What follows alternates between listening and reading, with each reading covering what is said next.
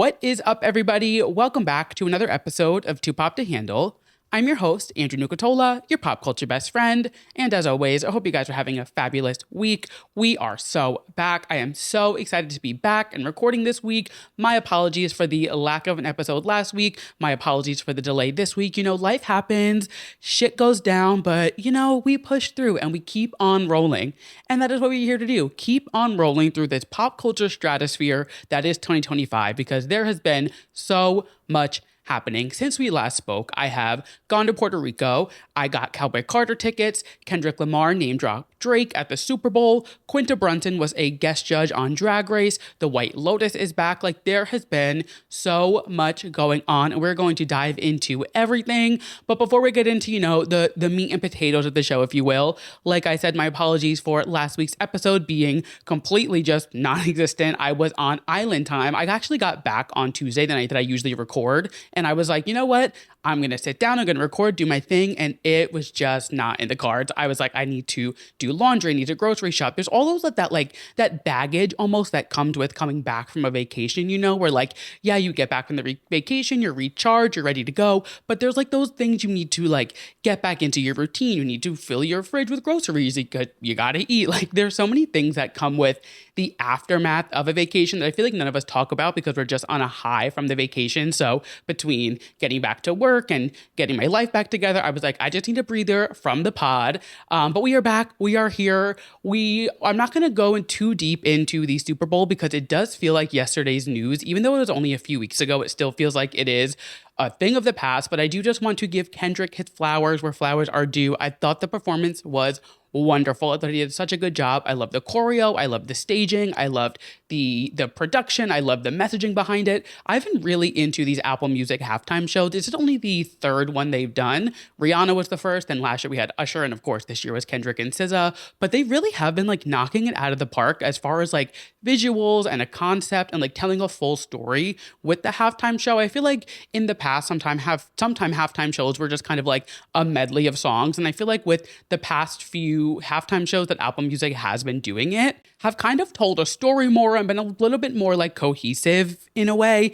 But I thought it was fabulous. I thought SZA looked and sounded incredible. I thought Kendrick did great. Just all around, thought it was a fabulous night. So excited to see them. I was already so stoked for their tour to begin with, just because I'm a massive SZA fan and I just appreciate Kendrick as an artist. But after that, I'm like, oh, I am so stoked for this tour coming up. It's soon. It's in May. Like, it'll be here before we know it. And speaking of things that will be here before we know it, like I did say, I did secure Cowboy Carter tickets. Now, I'm not coming on here to brag or, you know, make anybody feel bad, but I was seeing people like going through the trenches to get these Cowboy Carter tickets. And like, trust me, I am anti-Ticketmaster until the day I die. But like, I had a very seamless experience buying these tickets. Thank God, because you guys know I don't play about Beyonce. And I was able to secure tickets for 3 Cowboy Carter shows. I know, keep your comments to yourself. Like I said, I don't play about Beyonce. And I'm going 3 times, and that is fine. I'm thrilled. I did not break the bank. I didn't break an arm, didn't break a leg. Like, I got out of those sales. My bank account was marked safe. I was marked safe. And I am ready to get my yeehaw the fuck on this summer. So if you are going to the MetLife Stadium shows, I will be at the first night and the last 2 nights. So send me a DM. Let me know if you'll be there. Maybe we can do like a little Too Pop to Handle meetup or something, you know, at the little rodeo. Have a little cowboy cowgirl get down or something. But I'm so excited for the Cowboy Carter tour. It is going to be insane. And of course, we will chat all about it when I do attend and when we get to that. But that being said, there is so much to dive into this week. And I think the best way to do it is to just grab the bull by the horns and dive in. So without further ado, let's dive into this show because, like I said, the girls are feeding us. So we're going to kick things off as we always do with our Drew releases, our new music releases from last week and the new music releases coming out this week. We had a stacked lineup last week, and it appears that we have a stacked lineup this week as well. So the first release that we had was High Fashion by Addison Rae. And if you've been listening for any amount of time or just know me at all, you know that if Addison Rae is selling, I am buying. And this new single is no exception. She just does not miss. She knows her audience. She knows her sound. She knows her vibe. And she knows what she's trying to convey through her music. And every single single, that was like a tongue twister, she has put out has been just phenomenal, and it just keeps getting better. I am so stoked for this album to come out whenever it does come out. This is also the single. If you guys remember that Rolling Stone interview she did a few months ago, actually it was a few weeks ago, I feel like, I did a whole episode on it. So if anybody's new here or wants to go refresh, it was called Redefining Reinvention, Keke Palmer and Addison Rae, something along those lines. But she talked about this song in that Rolling Stone interview. So we had a pretty quick turnaround from her teasing it in that interview to it coming out. So very happy to see people aren't, edging us for too long, because we did go through that era of pop music where we would get like a little taste of something and then we wouldn't get a full announcement or a rollout for a while. So I think Addison is really on it with these releases. So I hope she keeps this momentum up and we can just kind of keep this ball rolling through the year with this phenomenal pop music. This is a 10 out of 10. This gets a Too Pop to Handle stamp of approval. The next track we're going to be talking about from last week was Halle Bailey releasing Back and Forth. I really, really like this song. Something I do need to just say about Halle and her sister Chloe. When are we going to get a new Chloe and Halle album? It has been 5 years now, coming up on 5 years, since we got Ungodly Hour. And now, of course, the two of them have been very booked and very busy. We had The Little Mermaid. Chloe's put out an album, 2 albums, maybe. She's put out so much music. Halle's been putting out things. Like, we've had a lot going on and we've gotten a lot from them. And they did do that song together on Chloe's album. So, like, they haven't not been working together, but I just am ready for a full body of work from the two of them again. Like, Ungodly Hour, every time I talk about it, you guys know it is one of my favorite albums of all time. And even their first album, it's slipping my mind the name of it. Oh my God, what is that album called? It's completely slipping my mind, but Ungodly Hour is really what like put me onto them fully. I was familiar with them. I saw them open for Beyonce and I knew, I was familiar with their game and I knew what they were all about. But that album really just like full sent me into the Chloe and Halle universe. So whenever they are ready to release a new project together, I am first in line. But in the meantime, I am loving this release from Halle. I thought the vocals on it were great. The production was great. I thought the cover art was so just fabulous. It was released on Valentine's Day, so it had that like red and pinkish purple vibe. It just looked expensive. It just fit the vibe of the song perfectly. I loved it. No notes for me other than the fact that I want a Chloe and Halle album so bad. But again, I will take what we can get from these two because anything they do is honestly gold. And the next release we're going to chat about from last week is Selena Gomez's new single, Scared of Loving You, which is off her new album, I Said I Love You First, which is a collab with her fiance, Benny Blanco. And now the internet has so much to say about Selena Gomez and Benny Blanco. And I just feel like Selena is always kind of getting the shitty end of the stick in terms of like press, and people always just have so much to say about her. And it is what it is.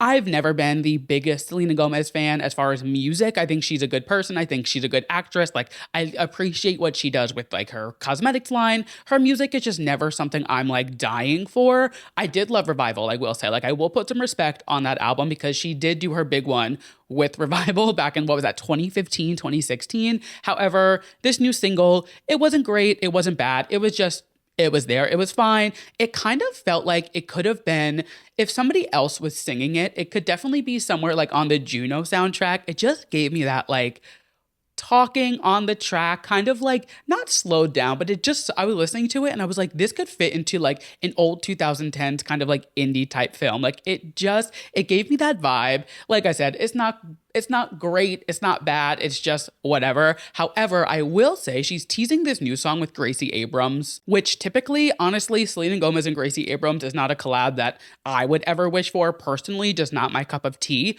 But the way that the snippet sounds that she's teasing on TikTok, I might be tuned in. Like she might win me over with this one because it sounds so good. Just fun, upbeat pop. Like it sounds like fun Selena, and I'm very sad for whatever this releases. So we'll chat about that when it comes out. Like I said, there is a whole album. It's called I Said I Love You First, and it's with Benny Blanco producing it. So I'm excited to see what Selena has in store. I feel like she's very happy. I feel like she's in a really good place after not being in the best place mentally and with her health and whatnot for a few years. So to see her thriving in this sense, regardless of what the internet says, and regardless of not maybe being the best singer in the world, but still releasing music, good for you, Selena. Collect your tens, do your thing, and then go on with your life. Like, it is what it is. Moving on to our next release from last week is Sabrina Carpenter's Short and Sweet Deluxe. You guys know I've been obsessed with Short and Sweet since it came out. I love it. I did a whole episode breaking down the lyrics, so if you're interested in that, go check that out. But we got 5 new tracks from the album, and I'm obsessed. I love them all. I think they are great. I think they serve a purpose. I think they fit the themes and the sound of the album perfectly. First up, we had 15 Minutes, another perfect pop song from Sabrina Carpenter. Like, one thing about her is she's going to remind us that, yes, I can do a little country, I can do a little slow down, I can do some ballady stuff, but at the end of the day, like, this is a pop star who knows how to deliver a perfect pop song. Obsessed with 15 Minutes, and it feels like everybody is obsessed with it. Like, it has that like feeling of like when Espresso came out and everybody was loving it. So loving to see the response on that. The next one was Please Please Please remix featuring Dolly Parton. And now this is where the internet becomes insufferable, because on one hand, it's a Dolly Parton feature. Of course, this is like a major moment in anybody's career. It's Dolly Parton. And like, when you think about Sabrina Carpenter's landscape and the fact that like she started her singing career by putting in auditions at MileyWorld.com, Miley Cyrus's fan club, won that contest, got to meet Miley, and now is releasing songs with Miley Cyrus's godmother, who is literally Dolly Parton. It is such a full circle moment for Sabrina. And I feel like a lot of the people online who are being like, I don't like this song, I don't get it, why did you release this? They've probably never heard a Dolly Parton song other than Jolene. This is how Dolly sounds pretty much on every song. Like, this isn't that shocking if you know Dolly's music outside of Jolene. Is it like the best remix or, thing I've ever heard in my life? Of course not, but it's still a Dolly Parton feature, which is like not something that everybody can say that they have. It's major. I love it. I think it is such a fun little way to kind of re-up Please, Please, Please, because if you think about the Please, Please, Please music video, when that dropped, it was obviously starring Barry Keoghan. The two of them have now split, which is very upsetting to me because I did adore them together. But it happened, not everybody's meant to last forever. It is all good. But with this song, what I thought was really fun is not only did Dolly join the track and, add her little twang to it, it seems that they are kidnapping Barry, or whoever the male figure in the Please, Please, Please music video is. So it just seemed like the perfect way to kind of, though she does have the Please, Please, Please music video starring Barry, she's now like, well, I also have a feature with Dolly Parton, and we're going to tie you up and throw you in the back of our pickup truck while we're driving away and singing. So it just felt like it was needed to kind of close that chapter and like not let the Please, Please, Please music video just focus on a past relationship. This kind of closed the loop on that. And for that, I think it served the exact purpose that it needed to. The next track was one that we all knew, or most of us knew.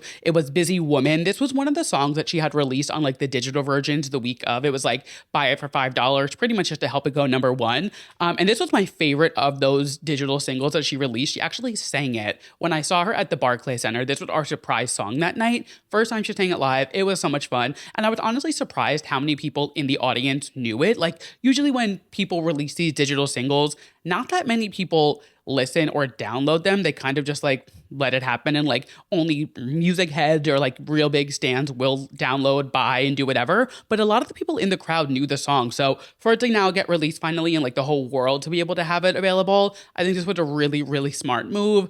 I love this track. It is so great. We also had Couldn't Make It Any Harder. This gives me Sandy from Grease. Like, this is serving Hopelessly Devoted. She's giving us a little more Broadway, a little more, not ballad per se, but a little more emotion, I guess, in this song. And she's just performing within this. And she's just really showing us her range with not just this song, but with this entire album. I was saying it when I did the whole album review episode, how she's really reminding us that like, yeah, I am a kitschy pop star. I can release a fun little dance track, but I can sing, I can do the fun lyrics, I can do the smart lyrics, I can do the ballads, I can do the country, I can do the slow down. Like, she really does have a wide range of what she can do. And obviously, by the title of the episode, we're talking SNL 50, which she was a big part of. And even her performance on SNL 50 with Paul Simon, she really did show a whole different side of her talent. And we'll get into that in just a little bit. But I thought this track was great, showed off her vocals, showed off her abilities, and I loved it. And the final track that we got on Short and Sweet Deluxe was Bad Reviews.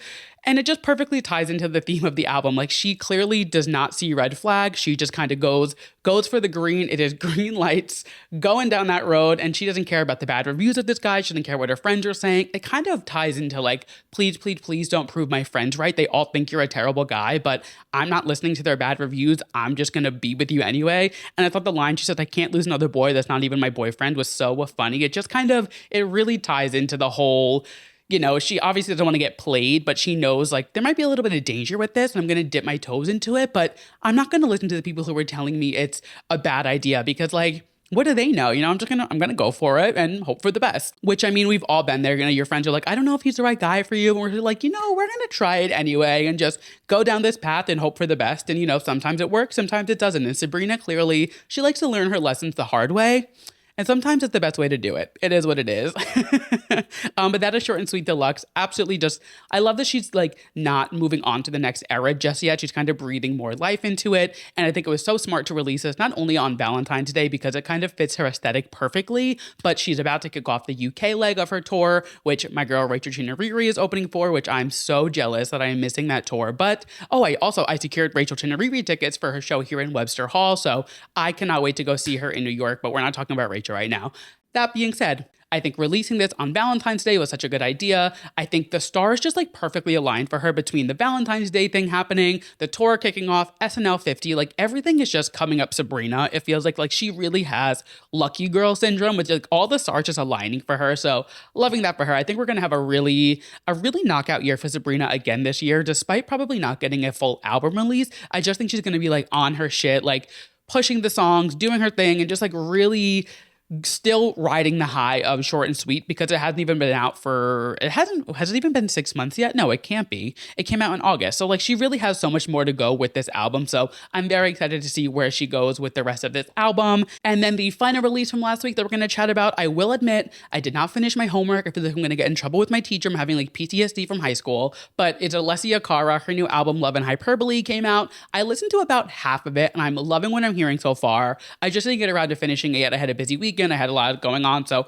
haven't finished it yet, but I am tuned in, I am listening, and I do plan to finish it. I know my friends Carolyn and Alyssa, if you guys are listening, you guys are like the biggest Alessia Cara fans, and they've been posting it, saying how much they love it, so I was like, I need to check this out, because I think she's so talented and does not get the tens that she deserves. Like she's kind of like the underdog in pop music or whatever genre we want to categorize her as. But I'm loving what I'm hearing so far, and I cannot wait to finish that. But I didn't want to go the week without mentioning it, so if anybody's looking for some new music to add to their rotation, there is a hot new Alessia Cara album ready for you guys to dive into. And that wraps up our releases from last week. And now coming up this week, again, we have a stacked lineup. We have Rebecca Black releasing Salvation finally, her album. I've been loving the singles she dropped from this, so very excited to see what's the rest is in store for this album. We also have Tate McRae releasing So Close to What. I feel like she's been on this, like, gearing up for this album release for so long. We've gotten a few singles. We've seen a lot of, like, the tour sold out. She just had to add a bunch of new dates. Like, I think she's really gearing up for a big release with this album, so I'm very excited to see what she has in store for this album. We also have Doechii and Jennie releasing Extra L, which is going to be a song on Jennie's album Ruby, which is also featuring like so many incredible artists: Dua Lipa, Kali Uchis, Doechii. Like, it is such a stacked collaborative album. I mean, there are solo songs as well, of course, but lots of major features on this album. So you guys know of Doechii selling, I'm buying. Also, I loved Blackpink and I'm loving this whole journey that they're kind of going on solo, but very excited to see what Doechii and Jennie have in store for us this Friday. And then we are getting a song from Dev and the Cataracts, which is a sentence that I never thought I would say again in my life. This is truly the biggest indicator, to me at least, of recession pop. Like, the fact that we're getting Dev and the Cataracts on a track together again in the year 2025 is insane. And like, if anybody is too young, which I know my demo is pretty much my age, so I think we all remember Dev and the Cataracts when they were dropping back in, like, what was it, 2008, 2009? Like, it was such a moment in music. It was like this this weird little corner of music, and they are coming back, releasing a song, and it's called Make Your Body Whistle. The snippet sounds great, so I'm very excited for that, and we will chat about it next week. And then this is kind of unconfirmed, but it's safe to bet that we are at least either getting it this Friday or maybe next Friday, but Chappell Roan is gearing up to finally release The Giver. If you remember, she dropped this, or performed it rather, during SNL when she was on, I want to say that was like October, probably. It was late last year. She did that as her second song of the night. It was this like country lesbian anthem, and then she just never talked about it, never released it. It is finally getting teased to be released. She had billboards go up. Actually, I thought it was genius, and this kind of ties into the whole messaging of the album of SNL 50 just being like so many levels and layers to SNL and like the things that it has done for people. As soon as SNL 50 started on Sunday night, Chappell and her team put up a story on Instagram that said, call this number. And it was like 626 hot to go or something along those lines. And it was playing snippets of The Giver. And now she has a persona of the lawyer that went up this week. I just saw new ones of a dentist. So it seems like she's going into some type of 9 to 5 vibe with this album. I mean, I'm sure we're going to get more personas of like who the giver is, whether it's the lawyer, the dentist. When you called it, there was like a bunch of different like odd jobs that would listen to that you could press to like listen to. So I'm very curious to see where this goes when we get this song. The vinyl is available for pre-order, so clearly we're getting it somewhat soon. But yes, very excited for new Chappell music. I didn't know when we were going to get it, and it seems like it is coming within the next few weeks. So I'm very excited for that. And that wraps up our music releases that are coming up this week. Very exciting. I can't wait to just continue to like dive into all of these juicy pop albums and singles that we're getting, and just like continue to ride this high after 2024 into 2025 of just like excellent music. I mean, Gaga's coming up soon. Like there's so much going on in the pop music, pop culture sphere. It's a fabulous time to host a pop culture podcast, if I do say so myself. And before we hop into our moments from the week that were just too pop to handle, I just want to remind you guys that if any point during this episode you're liking what you're hearing, you're agreeing with what I'm saying, you think, this is the best podcast I've ever listened to, because like, duh, it is. Go ahead and leave me a 5-star rating if you're listening as a podcast on Apple Music, on Spotify. Leave me a rating, leave me a review. It really is the best way to support the show. Just a reminder that it costs $0 to leave a 5-star rating. And spread the love this week. Why not? All of that being said, let's dive into our moments from the week that were just too pop to handle. Some pop culture rapid fire, kicking it off, kind of staying in the theme of music releases and upcoming albums that we're getting this year. Lizzo is teasing a new era, and I have to make a public apology, because anybody who knows me knows that I am a huge Lizzo fan. I have been for years. Like I've been listening to her since before her first album came out, and I am such a big fan of her. And the fact that I didn't mention her once on my 2025 albums that I'm looking forward to, I don't know how I missed that, because she really is an artist that I listen to her often. Like I've seen her live so many times. I cannot wait for new Lizzo music, and it appears we are getting it very soon. So over the weekend, or late last week, I forget the exact date, she posted the special album cover. So her most recent album that came out, but it had to be like 3 years ago now. But she posted the album cover and said it's the end of a very special era. Love a little play on words there. This album was my strut back into society after a very hard 2020 and 2021. I wanted to help people turn up the music, turn down the lights, and get a feeling that they'll be all right. I wanted to remind people of how they may be broken, but they're still perfect in their own way. So kind of her signing off on this era that it's been going on for a while. I probably unintentionally, and I don't think she expected it to last as long as it has. But of course, with all of those legal troubles and things going on, I think it kind of pushed everything off a little bit, which I think was, the right move to make. And if you didn't listen to her interview with Keke Palmer, it came out the week of Christmas. I remember that because it was the week I wasn't podcasting because of Christmas break. And I was like, are you fucking kidding me? Lizzo makes her first public statement about all of this the week that I'm taking my first break, literally ever. Like it was the first week I was ever missing not doing an episode, and I was like, God fucking damn it. But however, if you did miss that episode of Keke Palmer's podcast with Lizzo, I would go listen to it. It's very informative and insightful as to what went down and kind of to get the other side of the story, because there was a lot of back and forth with Lizzo and the dancers and like what was going on. So I thought that was a really good, just kind of a good way to kind of like put the bow on 2024 for Lizzo and gear her up for 2025 to start this album rollout. The next day after she posted that sentimental post, she posted a reel of the special album cover on an easel, and she spray painted "Bye Bitch" in red spray paint on it, and then did her iconic "Bye Bitch" with that cackle, which I feel like she went viral for that so many times back in like 2019, 2020. So really just reminding us like, hey, I'm still Lizzo. I'm still here. Get ready for this new era.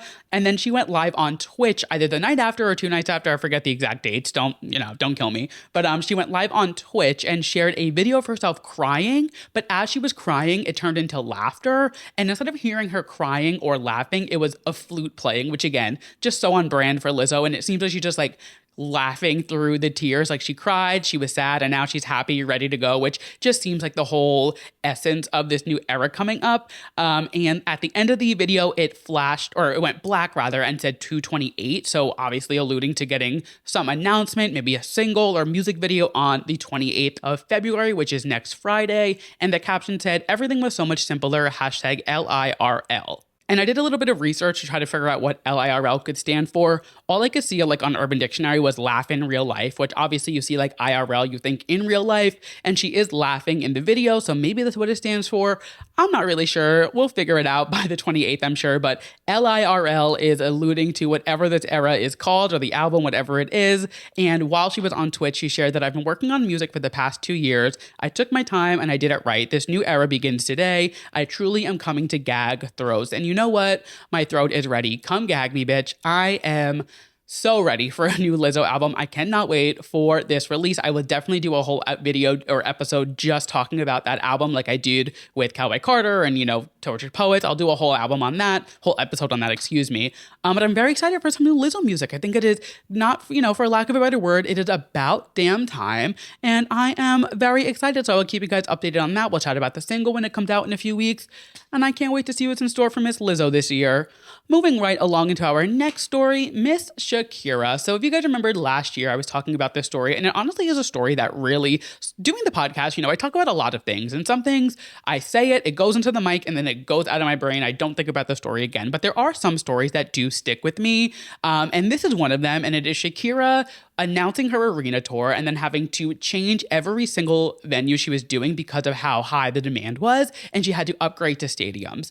You don't hear that happening often with artists. So when this happened, Shakira is an icon and she does have a huge following, of course. So I was surprised that she wasn't just doing stadiums from the jump, but I do think the fact that she was able to upgrade from arenas to stadiums does kind of give her that edge of oh, don't forget, I was ready to do the Garden and now I'm doing MetLife Stadium, it does kind of give her that flair. But the tour has kicked off. And as you guys obviously know, I don't play about Beyonce, and I am not here to pit two divas against each other. I never want to put two women against each other, tear a woman down, and that is not what I'm doing.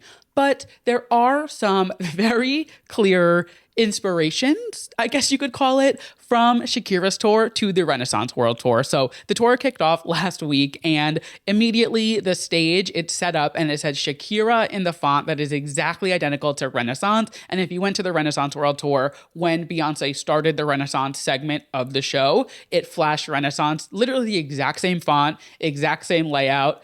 And of course, it is just text on screen, but it just kept going from there.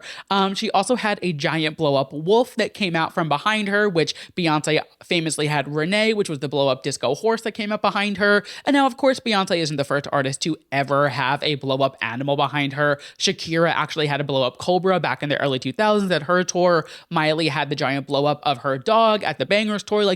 It's not the first time an artist has done this. So obviously, it's not copying her in that sense. But when you look at the rest of the tour and just the inspiration, if you will, it does definitely check some boxes of similarities between the two. They also had matching silver outfits. The choreography was very similar. The glasses she was wearing, there were just a lot of references, I guess you can say. But you know what, it's Beyonce. She is a visionary artist. She is inspiring to so many people. And of course, her and Shakira, they've worked together. Beautiful Liar back in 2006-ish was that? When we watched the Grammys a few weeks ago, Beyonce was gagged over Shakira belly dancing.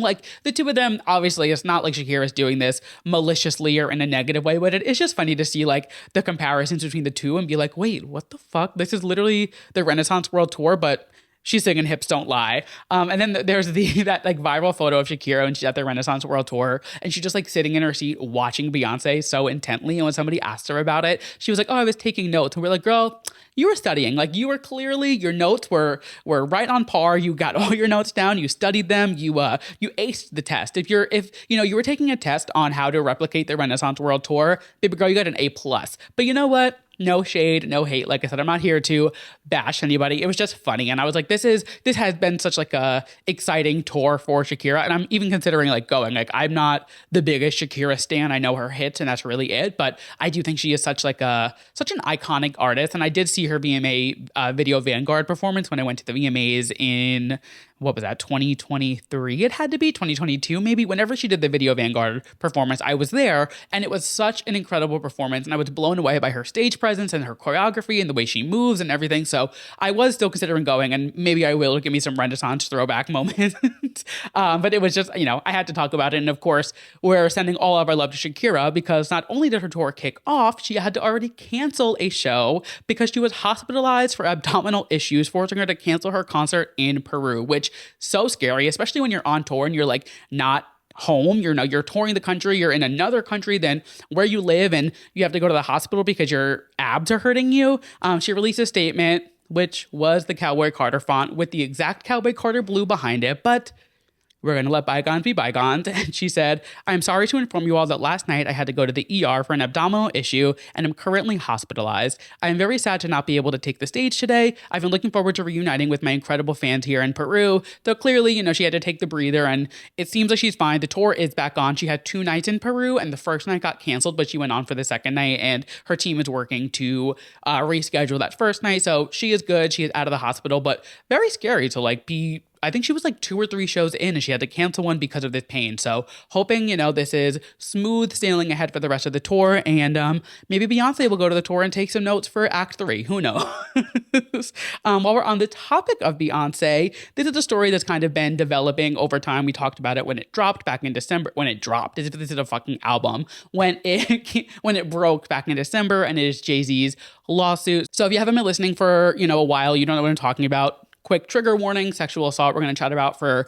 just a few moments. There'll be timestamps down below if you don't want to hear about it, so you can skip ahead. But there was a case back in December where a Jane Doe, we still don't know who the victim was in this case, came forward and said that after the 2000 VMAs, Jay-Z and Diddy raped her at an after party. And immediately, obviously, you take the side of the victim because that is terrible and an awful thing to be going through. However, when this did come up and the case was assigned to a lawyer, it turns out it was this man called Tony Busby, who was just famously kind of chasing money and trying to find, squeeze every dollar out of any case, and just he'll fabricate stories. And he's in office in Texas. I forget his exact title, so I apologize that, but he is like a government official in Texas, and pretty much everybody in the area that he represents cannot stand this man. And he's known in the celebrity lawyer world as just kind of a scumbag. So it kind of immediately raised some red flags for not just me, but for the whole internet. But as of this weekend, the case has been dropped. So according to legal documents that were filed on Saturday, February 15th, the lawsuit has been dismissed against Jay-Z and Diddy. Moreover, the filing notes that the dismissal was filed with prejudice, meaning that the alleged victim is not allowed to refile the lawsuit. So the case, it is closed, it is signed, sealed, delivered, put away, they cannot reopen it. And like I've been saying every time I cover this case, obviously in a situation like this, we're going to believe the victim or we're going to side with them. However, there were a lot of holes in the evidence that were coming up. She said that her father picked her up from the party that night, and her dad even came forward and was like, "I didn't pick you up that night." She was saying, "Oh, I saw this celebrity at this party," and there's photographic evidence of these celebrities that she said was there at another party, some of them not even in the same state or at the VMAs at all that night. There were just definitely some what's the word I'm looking for? Some things that just weren't matching up. And it's been 25 years. Obviously, you're going to forget things are going to happen, but there were just a lot of, I can't think of the word I'm trying, not loopholes, but a lot of holes, I guess, in her story. And it was just kind of getting to the point where it was okay, what do we believe? What don't we believe? You have to kind of look at both sides. And Ultimately, the case has now been dismissed. So Jay-Z did come forward and release a statement over the weekend saying, "Today is a victory. The frivolous, fictitious, and appalling allegations have been dismissed. The civil suit was without merit and never going anywhere. The fictional tale they created was laughable. If not for the seriousness of the claims, I would not wish that experience on anyone. The trauma my wife, my children, my loved ones, and I have endured can never be dismissed. This 1-800 lawyer gets to file a suit hiding behind Jane Doe, and when they quickly realize that the money grab is going to fail, they get to walk away with no repercussions. The system has failed. The court must protect victims, of course, while the same ethical responsibility, the courts must protect the innocent from being accused without a shred of evidence. May the truth prevail for all victims and those falsely accused equally." So I think he kind of said it perfectly, like he said, this 1-800 lawyer, Tony Busby, has kind of always had a bad rep in the celebrity lawyer world. And, obviously he is saying, he's like, hey, we need to listen to these victims and we do need to hear what they're saying and obviously give them a fair case.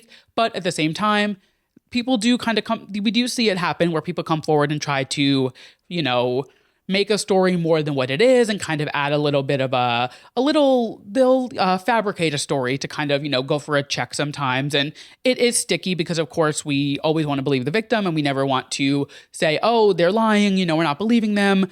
But it's sticky, and I think it's just best to leave it there. The case has been dismissed, bring in the dancing lobsters, and let's just cut ties with the story at all. Hell is not hot enough for Diddy, so I think he has a lot more bullshit coming his way. But as for now, Jay-Z is good to go and in the clear, and I think we can cut ties and keep the party rolling.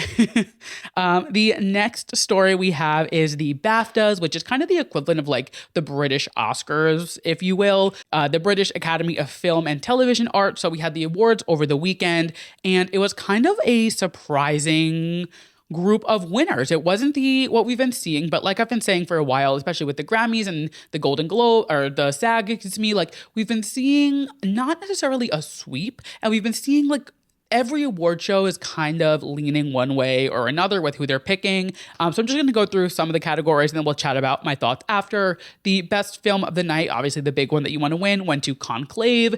Leading actress went to Mikey Madison in Anora. Supporting actress went to Zoe Saldana, Emilia Perez. Best director went to The Brutalist, Brady Corbet. And then Wicked won for costume design and production design. So immediately, my first thought is I have two major things that I think of. First, Mikey Madison coming in and winning Best Actress for Anora was not on anybody's bingo card. Not that she doesn't deserve it, not that she hasn't done a standout job, and obviously she does deserve the praise that she is getting, but she hasn't won many awards, if any, for this role, if I'm not mistaken. So for her to win this at the BAFTAs, it does get carried kind of weight-wise as the Oscars, this was definitely kind of out of left field for what we've been seeing during this award season. So that was definitely shocking. Very well deserved, good for you, girl, but it was definitely, we were like, oh, okay, this is kind of throwing somebody new into the mix and kind of in the running. And I will say my second point is I'm very happy to see that Zoe Saldana is still getting her flowers. Obviously, with everything going on with Carla Sofia Garcon and all of that drama, you kind of wonder if they're going to rule out the entire project of Emilia Perez for winning anything. And it does suck when, one person is like a sore stick in a project and everybody has to suffer. So to see her still getting her flowers, obviously she won the SAG award for this role as well. So she's clearly getting the praise that the Academy and whoever thinks that she deserves. So I was happy to see that she isn't getting the shitty end of the stick just because her co-star is a terrible person. But that being said, Wicked is really not coming through the way that I think a lot of people thought that it would. And obviously, yes, I'm a huge Ariana Grande fan. I love Cynthia Erivo, but moreover, I'm a huge Wizard of Oz and just Wicked fan in general. And it's been a movie I think there's been a lot of excitement around Wicked because of the cast and, it was, don't get me wrong, fucking phenomenal. But I think there was a lot of hoopla around it because of Ariana Grande, Cynthia Erivo. It was definitely widely loved. Clearly, it was breaking records. People are still talking about it, still going to see it in theaters.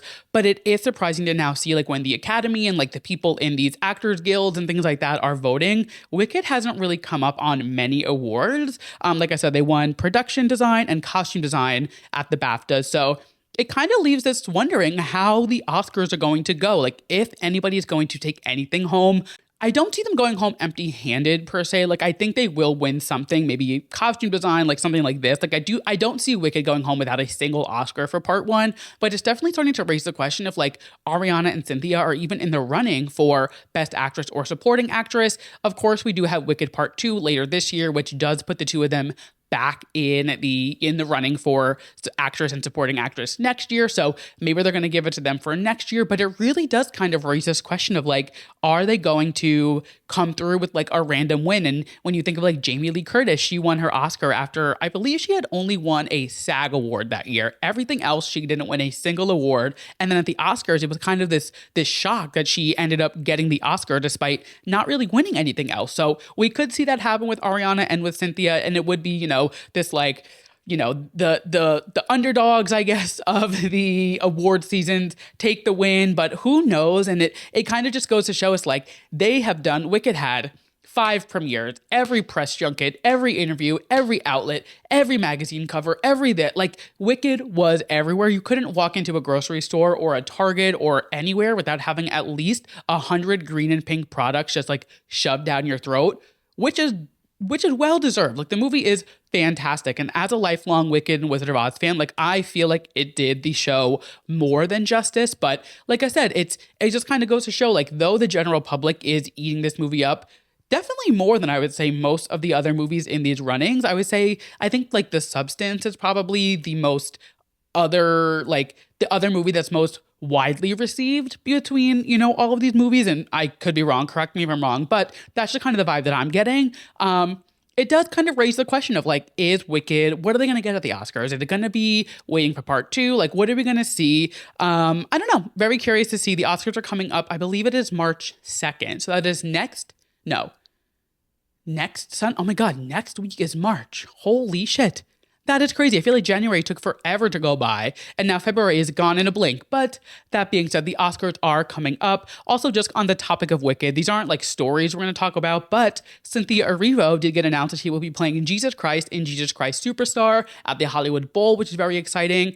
And she will be hosting the Tonys later this summer, which I believe are in July. So very exciting that Cynthia is just kind of continuing on this theater run, and she's going to host the Tonys and like do her whole thing. So very excited to see that, though Wicked and Wicked Part 2, the press tour won't start probably until later this year, Cynthia's going nowhere, and she just kind of keep this ball rolling. She's going to fly on her broomstick in our face the whole year long, which is exactly what I want from Miss Cynthia Erivo. And now, of course, on the other hand, Ariana Grande. Moving into our next story, Pete Davidson.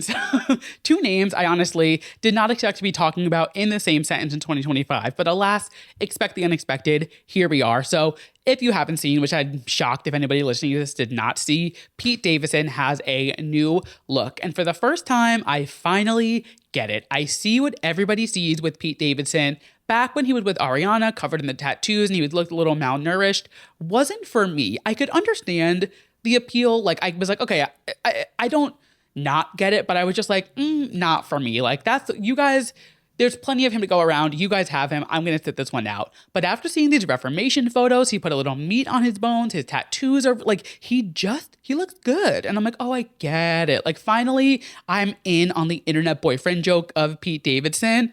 It finally clicked. And on the topic of Pete Davidson, like I said, Ariana Grande, putting them in the same sentence in 2025 was not on my bingo card, but he did an interview with Page Six, and they asked him if they've been in contact and where they stand. And he said, when we see each other, which is far and few between because we run in different circles, it's all love. I hope she wins the Oscar. I hope she takes the gold. So clearly the two of them are on fine terms. I mean, like I said, Pete is clearly on this new wave and this new mindset. I feel like, he's definitely, he's gone through trauma his entire life, and he struggled with addiction, and he's been in and out of rehab. And I think like he's getting his tattoos removed. He seems like he's really cleaned up, and he's like doing well, and he's healthy. And it seems like he's just like turning over a new leaf as he gets older. And he even said, he's like, I was young and I was on the biggest sketch comedy show in the world, and I was covered in tattoos. I mean, he was jumpy to get tattoos of anything at any moment. I feel like he was probably paying rent at a tattoo shop because he was there so often. He had over 200 tattoos, and he's getting them all removed. But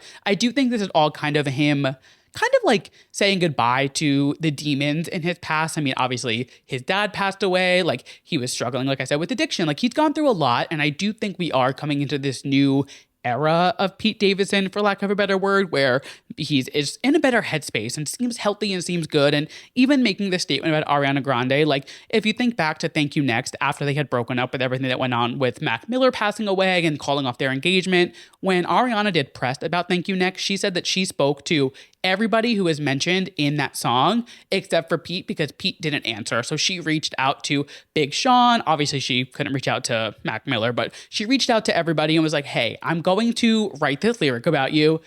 Are you cool with this? And everybody got back to her, was like, yes, of course, good to go, except for Pete. So there definitely was some time period where they weren't good. And, it's to be expected with an ex. Like, you're not going to be buddy-buddy with them. But this was, now we're talking 4 or 5 years ago. So the fact that they're kind of on good terms, and like you said, they don't see each other often, but when they do, it's all love. There's no hate. There's no bad blood. And he's rooting for her for the Oscar. So it just kind of goes to show a little bit further of like, he really is in this new headspace and he's kind of turning this new leaf and this new chapter for him. And with SNL 50 happening and all this stuff going on, it seems like a good time for Pete Davidson to kind of turn this leaf, like I said, and kind of go into this next chapter. And that kind of perfectly segues us into the main points of this show with SNL 50. I just love when the show kind of flows and works and I can make things segue so seamlessly. Like I give myself a pat on the back, like behind the scenes when I'm doing my outline and I'm like, oh, I can go from this to this to this to this. And it just all links. Just little things that, like make me happy at the end of the day, and little things that should make you leave me a 5-star rating.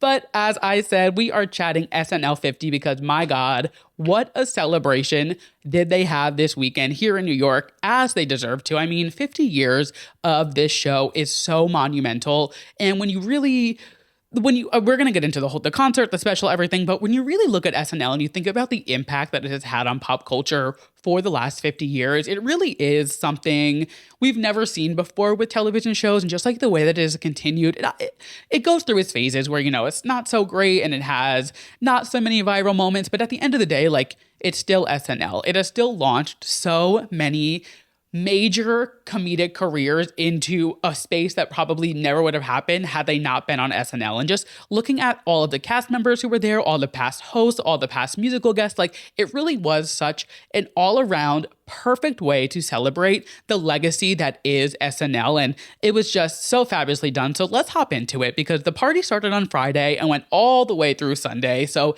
it kicked off on Friday night at Radio City Music Hall with a special homecoming concert, which had probably like the craziest lineup I've ever seen in my life. It was like Lady Gaga, Bad Bunny, Miley Cyrus, Cher, Nirvana. Like I saw the lineup come out and I was like, how did they get all these people to sign on for this? But I guess when you're SNL 50, everybody wants a slice of that cake. So kicking it off, I'm not going to go in order for the concert, for the special. I'm kind of just I did the outline, just whatever came to my mind, what I thought of first. And then obviously I did my research as I went through, but I'm not going to go in order of the show. So if you're somebody who likes chronological, I apologize. This is just, we're going off vibes here. So kicking it off, mighty high, we had The Lonely Island featuring Lady Gaga, which I didn't know that I needed Lady Gaga singing Dick in a Box as badly as I did. But when she came out on that stage with the box over her crotch, I was like, this is what SNL is all about. It's breaking that character and, just making you laugh and doing things that are so, for lack of a better word, out of the box. And I think with all of these performances we're going to chat about, I think what really just like made it so special is you can tell that these artists, everybody on the stage, really just went for it in their own way, whether it's Lady Gaga wearing the dick in the box, whether it's Miley Cyrus calling out Adam Sandler in the middle of a performance, whether, whoever it was, Robin, like being up on stage and doing this crazy choreo with David Byrne, Dancing on My Own. Like there was such a personalization that still rang true to the essence of SNL and like what it stands for. And it's just making people laugh, having fun, and playing a character who isn't you, stepping outside of your comfort zone and embracing another side of you that we don't see often. And I think throughout the entire weekend, we really saw people just come into their own and really celebrated what SNL is and the legacy that they have created and are going to continue to create. So let's get back into it because like I said, Lady Gaga covering Dick in a Box with The Lonely Island was just so funny. And the medley just kept going and getting funnier and funnier. I mean, Bad Bunny came out, T-Pain came out, Pedro Pascal came out. Like it just kept going. And it was like, just when you thought they wouldn't go any further with The Lonely Island, they took it there. They did the whole Kendrick Lamar moment where they yelled mustard. Like they were just, it was so well done. Absolutely love this performance. Next up, which you already kind of mentioned, but Robin and David Byrne doing Dancing on My Own. As a gay millennial, any performance of Dancing on My Own, I don't care where they are, who they're performing for, what the occasion is, it's going to be a 10 out of 10. Like, I think I need a study done of what happened to all of our brain chemistries when Robin dropped Dancing on My Own, because the way that it truly altered our brains all at the same time, all in unison. Like that song comes on at the club, in the car, in the store, on shuffle, and you have an out of body experience. It's one of those songs that like, I have this core memory of being in line at one of my favorite gay bars here in the city. And I was by myself in the bathroom line and Dancing on My Own started. And I just looked around and we were all, it was like a group of strangers in line at the bathroom. And we all were like, who am I going to dance with to this song? We're like, wait, you can dance with all these strangers, because we all have this shared experience of like, this song just ignites something within our brains. And just watching all of these A-list celebrities in that crowd have that same shared experience with us. I mean, I'm talking like top of the line A-list celebrities having the exact same emotion that I have when I'm 3 tequila sodas deep hearing Dancing on My Own at the gay club. It was gorgeous. It was beautiful. It was just, again, it's a shared experience that I think we need to study what she put in that song that altered our brain chemistry the way that it did. Love this performance, thought it was fantastic. And again, just like the dancing, the choreography, the characterization of David and Robin doing this in the suits and everything, it spoke to the essence of SNL, and really it let them have fun with it in the way that SNL is supposed to make you do it. Next up, we are chatting about one of my faves, Miley Cyrus. So we got 2 performances from Miley this night. We got her performing with Brittany Howard doing Queen's crazy little thing called Love, and then we got her performance of Flowers. So let's chat about her performance with Britney first, and then we'll chat about her performance of Flowers. So she actually shared the performance of her and Britney to her Twitter and said, "Singing beside Britney had always been a dream of mine. She is vocally the best of the best, and as the performance grew closer, I started questioning my choice to stand next to her and perform. At every rehearsal, which was very few, I was completely blown away. It doesn't get better than BH." And something I really love and admire about Miley is she's not afraid to admit like when she has this like starstruck moment. You know, we saw it with her last year when she won her first Grammy and Mariah Carey handed it to her. Like she was more gagged over Mariah Carey sharing the stage with her than winning the Grammy. Just a few weeks ago, we saw her presenting Record of the Year, the award that she won last year and one of the big 4. It is such an honor to not only win, but then to present it the next year. And she's up there on stage and she's like, I won a Grammy with Beyonce earlier tonight. Like she doesn't give a fuck about anything else other than the fact that Beyonce is sitting there. And she's like, I just won a Grammy with Beyonce. And even when she's opening the envelope, she's like, even if it's not you, Beyonce, I'm just going to say it is because I want to. Like she geeks out over these icons and these legends the same way that so many of us do. And then like sharing this about performing with Britney, like this was clearly such a big moment for her. And it's like, do you forget that you are Miley Cyrus? Like you are Hannah Montana. You paved the way for so many Disney stars after you. Like people look up to you the way you look up to these stars. And some people are a little diva and they don't show their excitement or appreciation, or, you know, they don't recognize like when you do get to collab with an artist like Beyonce, or when Mariah Carey hands you a Grammy, or when you're performing with Britney up on stage. Like people sometimes like they'll just like, oh yeah, of course I get that. Like I'm Miley Cyrus, but she really does show us this side of her. She's like, I am human. Like I'm still Miley. I have this personality, and it's so nice to see her dive back into that because, and I'm really showing like my Miley stan side, but like for a while, she kind of didn't show off her personality. I feel like it was either 0 or 100. She really went full send with like bangers and dead pets. And then she kind of reeled back a little bit, and she wasn't as forward as she always was because she was ridiculed for it. And I think now as she's getting older and she's gearing up to release this new album, like I think she's just like, I don't care. Like I'm going to be Miley. Think about her Flowers performance last year at the Grammys. Like she was like joking during the song, and she was like singing, doing her little Miley-isms. Like she just shows her personality so well, and it comes out so strong and so authentic, which leads me into her Flowers performance from this night, while she's singing, she's like, Paul Rudd, I love you. There's my friend Adam Sandler. And then she like gets to the chorus and she's like, are you guys going to be boring celebrities like at the Grammys and not sing along with me? Like she truly does not care. She is like, I am up on this stage. I am performing. Sing with me. And oh, hey, Paul Rudd. Like she is just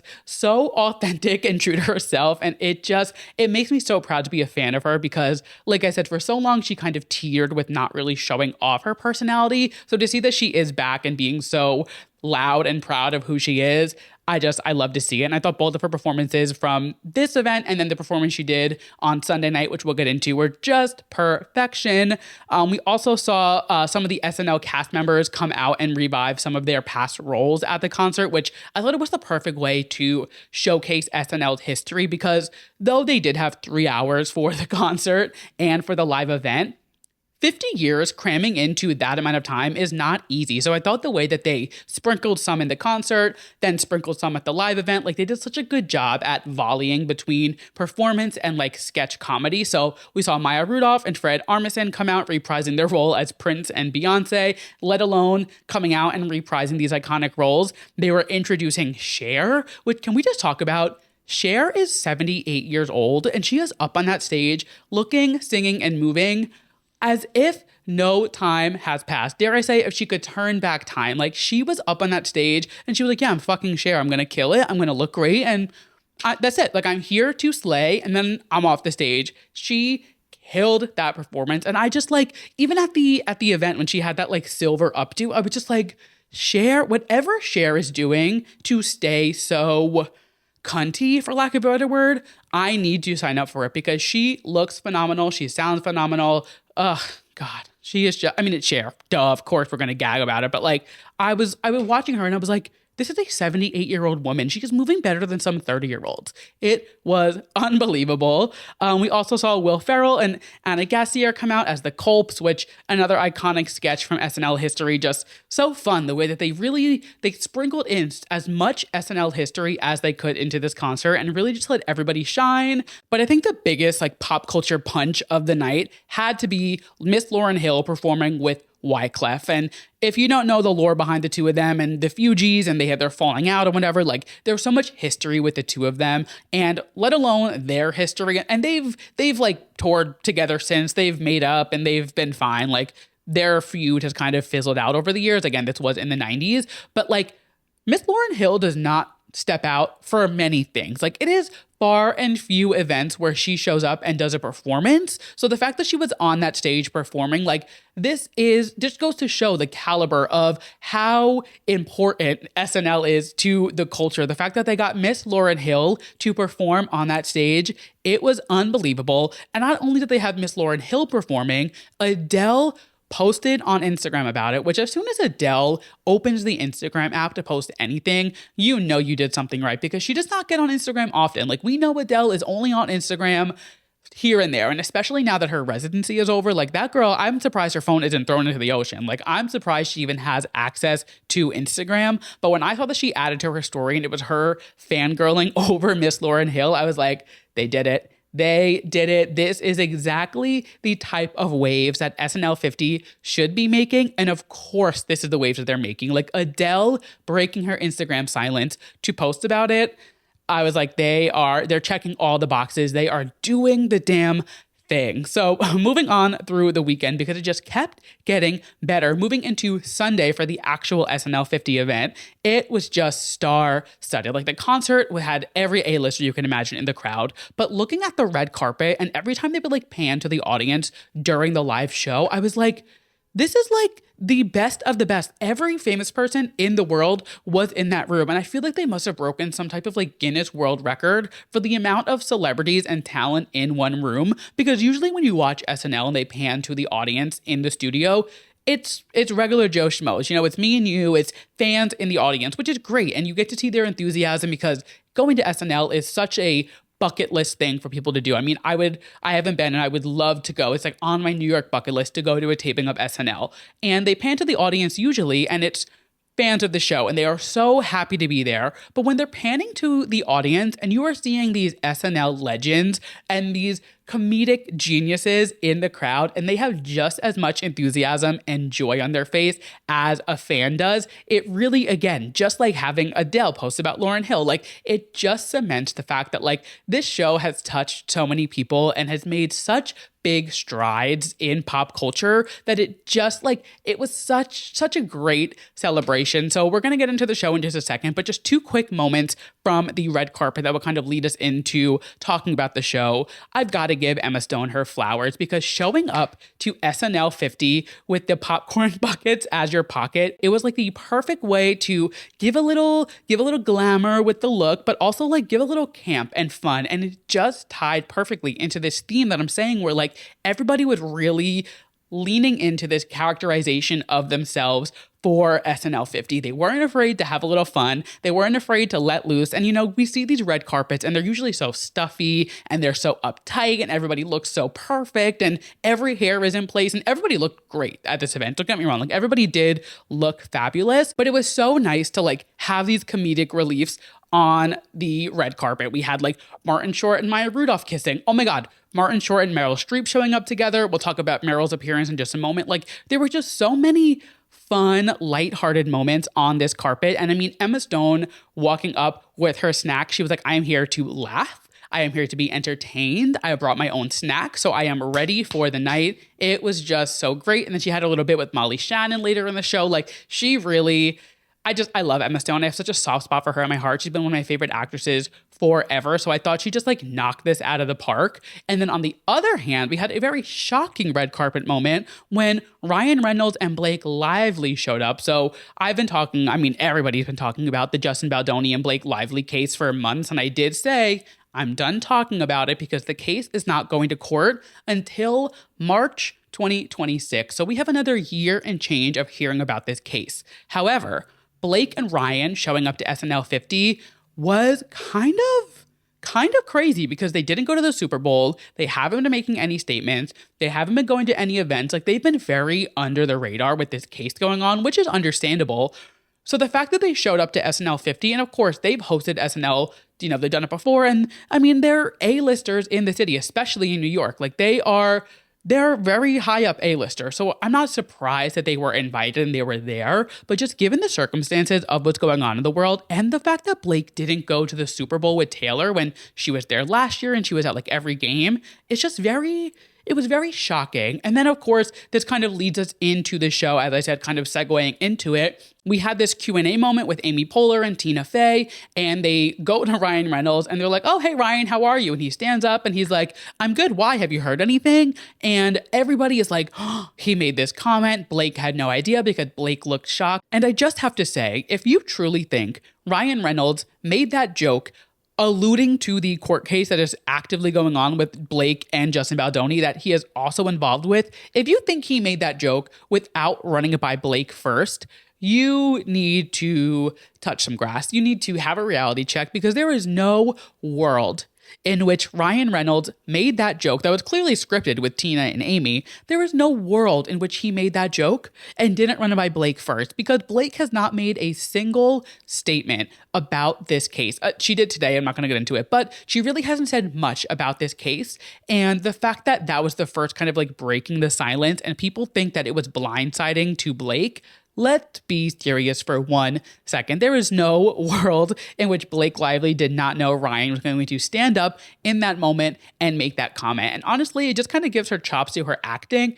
She's not the greatest actress of all time. You know, she's not this crazy big actress. You know, we can admit it. She's not the best actress ever, but her acting chops were up and sharpened for SNL 50 because you could have fooled me. But, you know, we have to bring ourselves back down to earth and be realistic. And clearly she knew that Ryan was going to make some type of joke or comment. And again, it's SNL. We're here to laugh. I think it was the perfect lighthearted way to kind of break their silence on the case without making a crazy a crazy statement, whatever you want to call it. So I thought it was perfectly done. They didn't like harp on it. They kind of made the joke, panned back to Tina and Amy, panned back to him, and then they cut it and they moved on to the next thing. And it was just like, that was it. Of course, the press is picking it up and this and that, whatever. But for the sake of the night, I thought it was the perfect amount of like, oh, they went there, but we're going to keep the ball rolling and not focus on Blake and Ryan all night, which I thought was the perfect way to do it because it wasn't their night.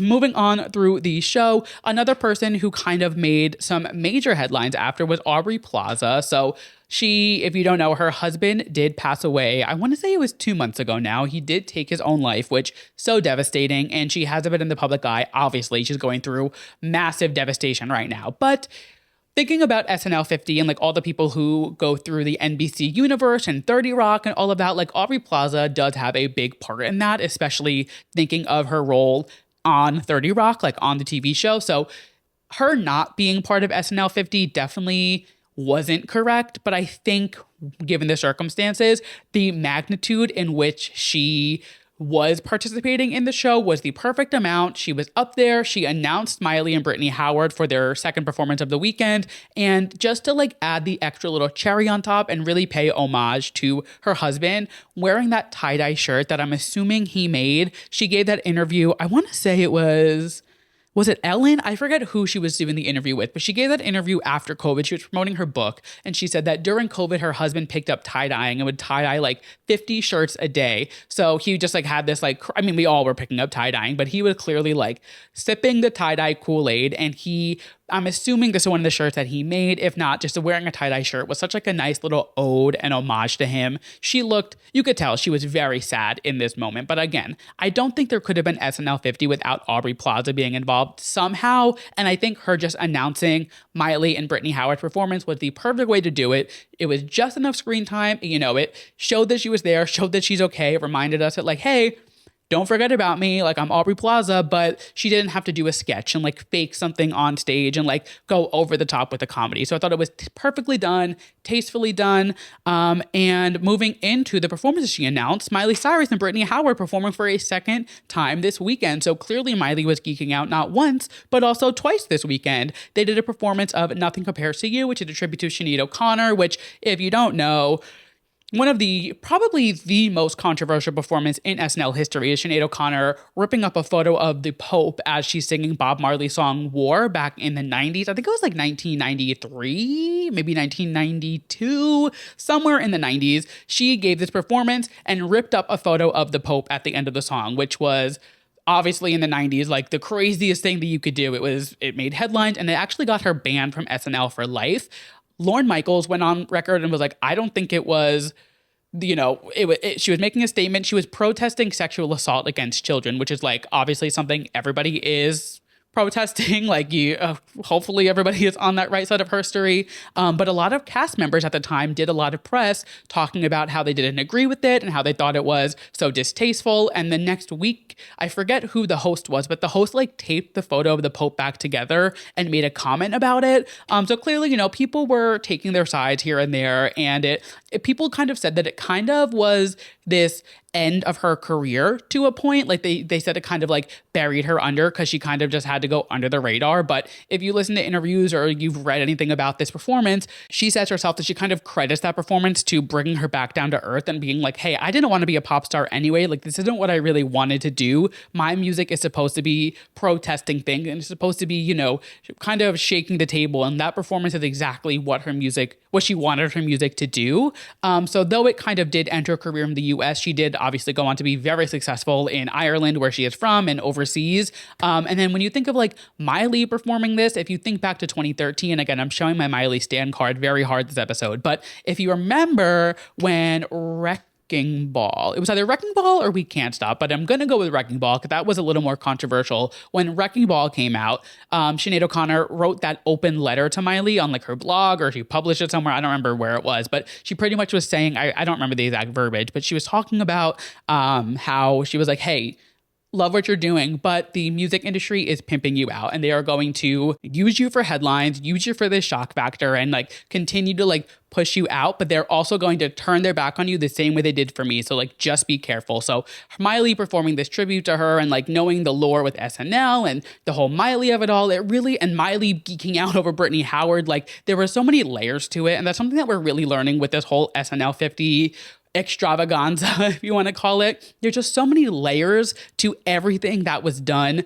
during this celebration and this special. Moving into the next thing, many layers to this was Adam Sandler's performance, where he did his quirky little 50-year song, kicking it off with being introduced by Jack Nicholson, which Jack Nicholson famously doesn't make appearances ever. I literally don't think he's been on television for like 15 years. So him being there and announcing Adam Sandler was major. And of course, the two of them co-starred in Anger Management back in the early 2000s, probably like 2004, 2005-ish, whenever, I don't know. They co-starred in Anger Management together. So Jack Nicholson making this major appearance for the first time in years, introducing Adam Sandler, who is his former co-star. Like, again, the layers to these performances and these tributes just really go so deep. And then Adam gives this performance, and Adam Sandler is known for his quirky little performances. You know, they're never on tune. They never really follow a beat, but it's what makes Adam Sandler Adam Sandler. And he paid tribute to SNL as a whole. And, you know, SNL, being a member of the SNL cast is a very unique experience. Though there have been so many people who've been on the cast, they're still in the 0.5% of the population. So him singing about all of the things that they all experienced together, late night pizza on Tuesday, Steven Spielberg not laughing at your skit, and like just like all of these things that are clearly a shared experience for this very select and small group of people that none of us will ever know what it's like to be on SNL. But the way everybody responded to it, and everybody was clearly understood exactly what Adam Sandler was talking about. He just really goes to show like how deep the connection within the cast, whether it was you were on the cast with somebody or it's just somebody from the past, like there's like a brotherhood cult kind of vibe that goes into SNL in a good way. And I think Adam Sandler's song really just showed what it's like to be on the other end of SNL and the sleepless nights. You're writing for hours and hours to only get one sketch approved. Like, you know, there's so much that goes into it. And of course, he had a little moment where he got choked up singing about Chris Farley, who has passed. Like, it was just, again, so many layers to everything that went into this celebration. And I think that's what made it so special. They could have gone up there and just, you know, done a few skits, done a few performances and called it. But there was so much attention to detail, which is really what sticks out to me for it as a whole. Like, there was just so much thought and love and process put into everything that they did. And it just goes to show like how special and how deep this show kind of runs for so many people. Moving on to our next performance, which will kind of take us into our skits from the night. We had Sabrina Carpenter and Paul Simon.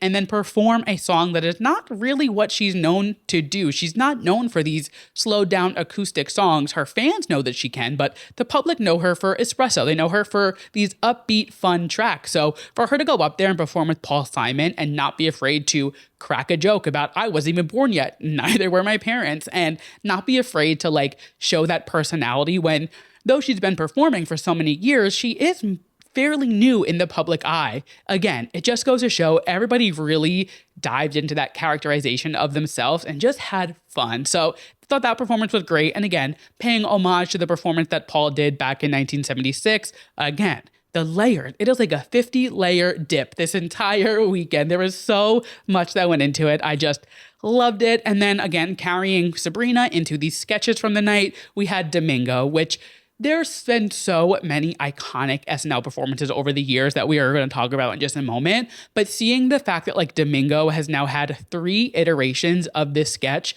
in, it hasn't even been 6 months. Ariana did it first in October. Then Charlie did it in, had to be like November, maybe December. And now we're in February and Sabrina is doing it. Like, they've had 3 iterations of this sketch in such a short amount of time. And SNL isn't a stranger to bringing sketches back. You know, they do this often. They have repeat characters, Debbie Downer. They have, Coffee Talk. Like, they do this often. So it's not out of character for them to do it. But the fact that they've done this sketch 3 times so close to each other, again, it just kind of goes to show that like this sketch was such a big moment for the show last year. And it kind of makes me wonder, like, Ariana Grande was the one originating in that sketch. And though it was Sabrina's song, which makes it full circle with Sabrina doing it now, I feel like Ariana Grande was missing from SNL 50. And of course, she was doing the BAFTAs and doing this press for Wicked. But I'm like, is it worth it? Like, at the end of the day, like, she's obviously proud to have just played Glinda. I think it is much bigger than an award for her. But for her to like miss out on SNL 50 after she gave them probably their most viral sketch of the entire season last year, it just was like, oh, she should have been there, you know, like whether she did a sketch or not, like she should have had some type of role within this special. And even if you think like for Eternal Sunshine, she did essentially no performances except for SNL for that album. She did the live version for the live album that she released last year. But as far as like televised live performances go for the Eternal Sunshine era, she only did it on SNL last March. And then she went back to SNL to promote Wicked. So it just seemed like she was such a big part of SNL in 2024. And the fact that she wasn't there, I get it. She was at the BAFTAs. It is a big deal. But I'm like, girl, they're snubbing you left and right.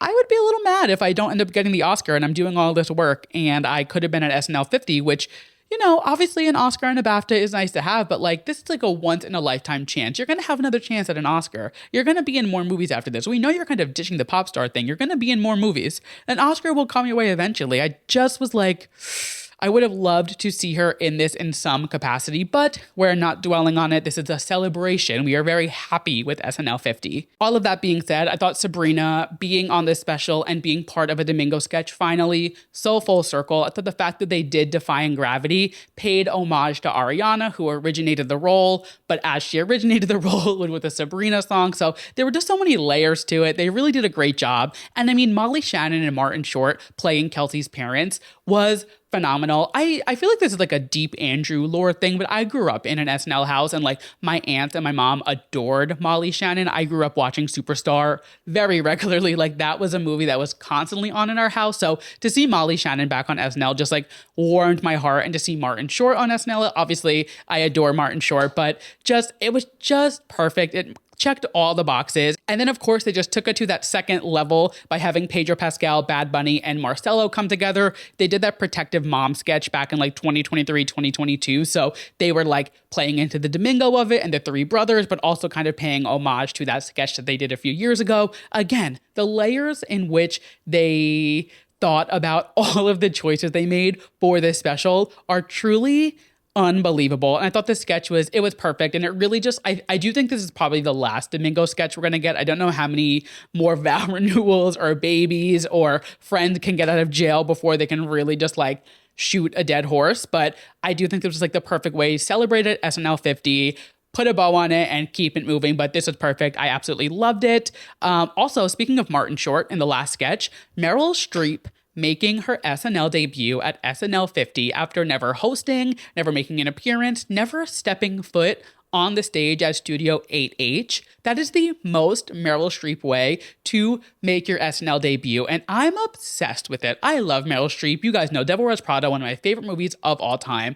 Obviously, Mamma Mia. I mean, Meryl Streep is just an icon. Obviously, I don't need to tell you that. But the fact that she made her SNL debut during SNL 50, while Martin Short is there doing his thing, it just kind of added to the like, they're totally in love. Like they're totally together. They are totally an item. And it just, I love the two of them. I think obviously there's no like confirmation of them being together, but it's pretty clear that the two of them are an item. And her showing up to SNL 50 and being like, yeah, this is Martin's thing, but I'm going to make my appearance tonight because it's about damn time that Meryl Streep steps foot on that stage.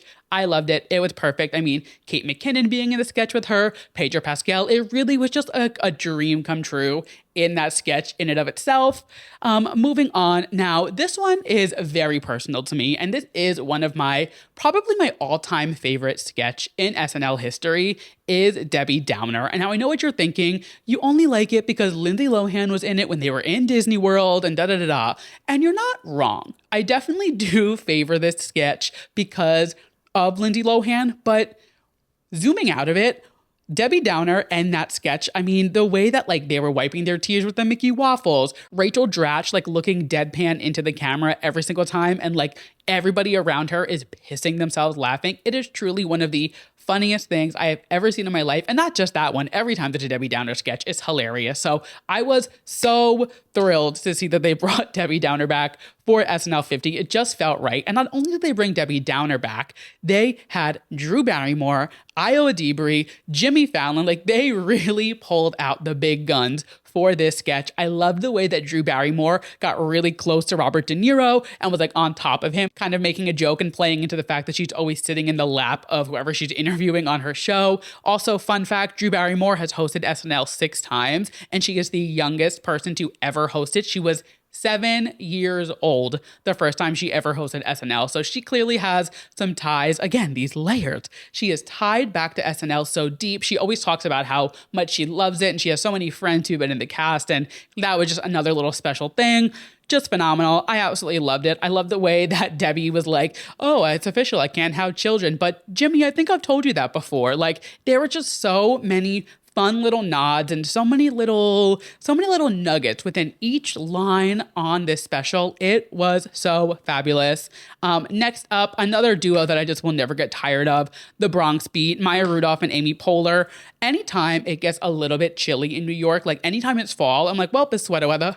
Like, that truly has imprinted in my brain. It is, when it is sweater weather, I am my happiest. And I just think of these two icons. And when I saw that they were back for this SNL 50 moment, perfection. I just adored it. And the fact that they tied in Coffee Talk and had Mike Myers come back as Linda Richman, and the way that he entered the exact same way that Barbara Streisand entered on Coffee Talk when Madonna and Roseanne Barr was there. Again, there's just so many levels and layers of references within the references that they were making. It was just perfection. If you have not seen the Coffee Talk sketch where Barbara Streisand surprises Madonna, Roseanne, and Mike Myers on SNL, they had no idea that she was going to be part of this sketch. She just like casually walked in behind the couch while the sketch was about to end, and they were freaking out. Like, it was fully not planned. They had no idea, and it was their authentic reactions. And I mean, it's Madonna sitting there and she's bowing down to Barbara Streisand, and the way that he entered for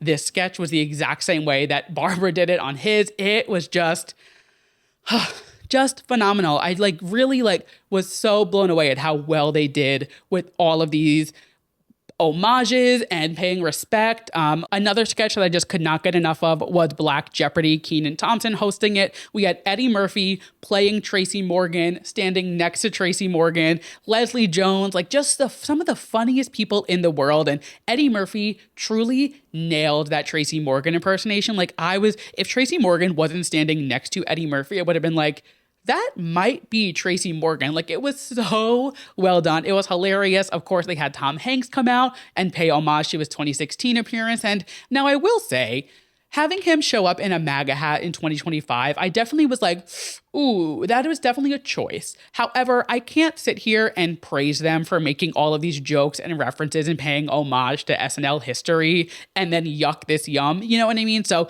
I get why they did it. I understand it. It definitely was a little jarring to be like, oh, that's a MAGA hat. Oh my God. But I understand why they did it. And again, I can't applaud their other efforts in paying homage to SNL and then knock this one down. So I get it. It was a little jarring, I'm not gonna lie, but I get it. And I mean, just the sweetest way to really end the entire show at the final goodbye at the end, having Jane and Lorraine hold up that photo of Gilda, and just like the three of them were such a trio, and Gilda being the first person to ever be hired for SNL, and the three of them being the only women in the original cast, and them just paying homage to Gilda in that way was so sweet, and just really like, it plucked on every single heartstring. It was the perfect way to end SNL 50. And I don't watch SNL every single week. I mean, you would think so with the way I just geeked out over it, but I don't watch it every single week. I tune in to episodes when I like the host or the musical guest, but I always do catch up on, like, I'll watch the Weekend Update. I'll watch some of the sketches, like, even if I'm not a huge fan of whoever's hosting it. But as somebody who just loves pop culture, and when you think of like the things that have really shaped our generation, you think Tina Fey, Maya Rudolph, Amy Poehler. Like, there's so many of these people who got their start on SNL, and like Lorne Michaels produced Mean Girls. Tina Fey, Amy Poehler, they're all part of Mean Girls. When you think of Molly Shannon, Superstar, like that was such a huge part of the 90s in my house, at least growing up. Baby Mama, like there's just so many incredible pieces of culture. And those are only scratching the surface that have come out of SNL. So as somebody who just loved pop culture and loves the way media and movies make people feel, it's no doubt that like SNL has had such a major role in just making people feel good and laugh and feel happy over the last 50 years. And this celebration and this special was so well done. Kudos to everybody involved, every performer, every past host who showed up, every cast member who showed up. This was truly 10 out of 10, no notes, just a perfect way to celebrate 50 years of this show. And now, all of that being said, let's move into our second to last segment of the show, our TV recap, because let's just keep talking about some TV that makes us feel good. We are recapping RuPaul's Drag Race. It is another day in the workroom, and this week we are playing the Snatch Game, which, if you're a fan of the show, you know this is one of the most anticipated episodes of the entire season, and it's kind of that midway point where you're like, all right, who's gonna make it, who's gonna break it, and kind of starts to show like who's falling behind in the season. And it's just like it's a major moment in the show. So if you're unfamiliar with Drag Race, just know this is a big deal in the Drag Race community. So we have Snatch Game, and before we even get into who the girls are portraying, Quinta Brunson is the guest judge. And now, if you know me, you know that I kiss the ground Quinta Brunson walks on. So the fact that she is a guest judge on one of my all-time favorite TV shows, this was perfection. And I think she was one of the best guest judges, honestly. Maybe I'm a little biased because I just adore her, but I thought she gives such good criticism, and like her critiques were things that these queens can take and apply really across the board going forward. And like she gave criticisms that not only were funny, because Quinta's just like a funny person, but they were criticisms that these queens can like learn from. And I think it was really insightful. Sometimes the guest judges go on and they're just there to like show face and like be like, oh, I was on Drag Race. But I think Quinta really cared about these queens and these performances and like what they did. So I thought she was like a really good one, especially for the Snatch Game. I mean, she's hilarious. So having her on for this, it just made sense. She was fabulous. Let's get into this episode because I've been yapping for so goddamn long. I'm going to run through all the girls and who they do, and then we'll go through quick little notes on how they performed, and then we'll get into the runway. So we're going to go through this quick. I apologize. This is a long episode. I clearly have a lot to say after skipping a week last week. So we have Acacia Forgot being Trisha Paytas. We have Ariette as Baby Cupid, Crystal Envy as Nicole Richie, Jules Sparkles as Bigfoot, Corey King as Big Ange, Lana Jarre as Rosa Parks, Lexi Love as Gilbert Gottfried, Lydia B. Collins as David Lynch, Anya Nerve as Eddie Murphy, Sam Starr as Kim Gravel, and Susie Toot as Ellen Green. Now, before I go into their performances, I just need to say again, Anya Nerve is such a star. This is an Anya Nerve stan podcast, and I love every single thing that she does. The way that she was already cracking jokes in the workroom, you could hear production laughing at her lynching joke, which obviously is not something to make a joke about, but like the way that she heard David Lynch and she was like, oh, I heard Lynch and I got scared. And you could literally hear production laughing behind the camera. She just gets it. She is so good and she is always on. I am obsessed with her, but let's get into Snatch Game. And now let me preface. Snatch Game is not an easy game to play, and I know that, and I'm not on RuPaul's Drag Race. I am not competing and doing a celebrity impersonation. That being said, all of these queens chose and auditioned to be on RuPaul's Drag Race, and a lot of them, it just goes to show that they were not prepared for a Snatch Game. And again, I'm not on Drag Race. I'm not doing this, but again, these queens, they auditioned. They knew Snatch Game was going to come up one point or another, and it was very obvious that a lot of them were not prepared for Snatch Game. So let's get into a little rapid fire moment. First up, we had Acacia Forgot as Trisha Paytas. Trisha Paytas has so many Trisha-isms, if you will. She has so many catchphrases, so many eras that she's gone through. I thought Acacia could have went a little bit further, maybe like 3 or 4 steps further, actually. She could have done a costume change. She could have done a mukbang during the Snatch Game. Like, it just fell flat. It was Acacia dressed up as Trisha Paytas being Acacia Forgot. Like, it wasn't great. And there could have been a lot more fun to it. Luckily, some of the other girls were a lot worse than her, so she got away unscathed. But I am just calling it as it is.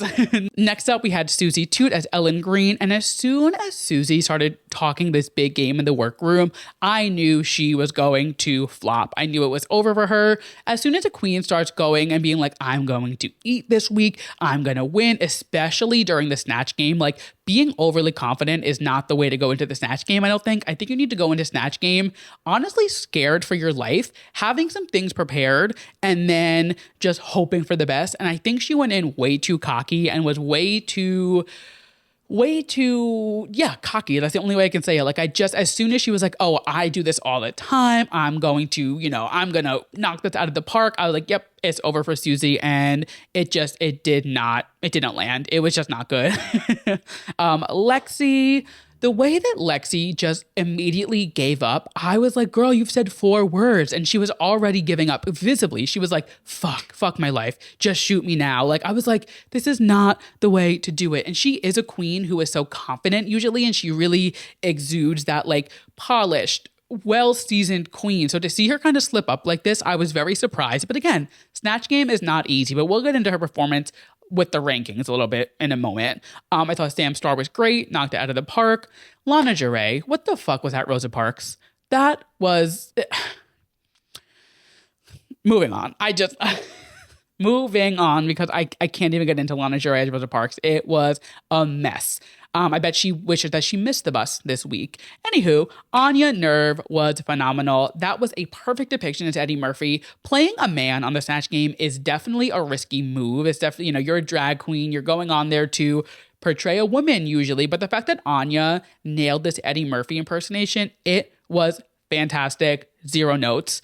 Arietti, lots of notes on her. I wanted her to go more the route that Jules did, which we'll get into in a second, which you're playing a character that doesn't really have a personality. We don't know Cupid. We don't know how Cupid talks. We don't know what she says. And like, this is a common note that the judges give to them. It's like, if you're going to play somebody who's a fictional character who isn't a real celebrity, such as Cupid, such as Bigfoot, the Tooth Fairy, the devil, like if you're going to play a character who isn't actually a real person, go big with it. And I thought Jules swung really big with Bigfoot, and I wish Arietti swung that big with Cupid, because it could have been really funny, but it just wasn't. Lydia, she wasn't not funny, but it wasn't memorable. It was fine. It was okay.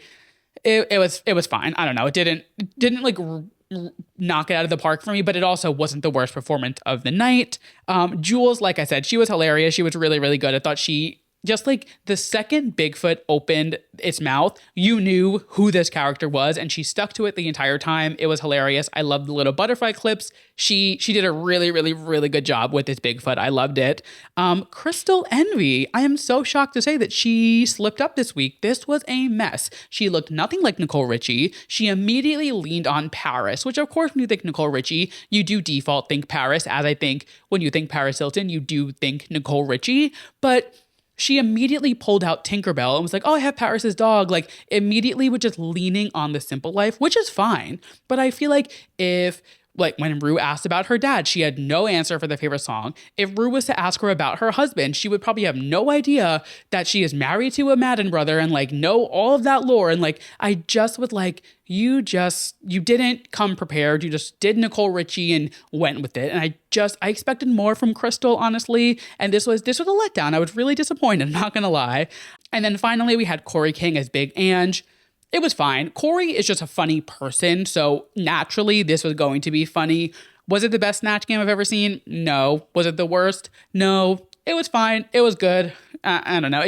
Nothing about it was memorable for me, but like, she didn't do a bad job. I'll leave it at that. And that is Snatch Game. Going into the runway, the theme is Nailed It. Acacia Forgot first up. I really liked this look. I thought the Swiss Army knife decision was really, really smart. I love the green with the red. I thought it was just all around a really good look, really smart and really well executed. Susie Toot, I loved this look. It was really cool the way it like popped off and she turned around.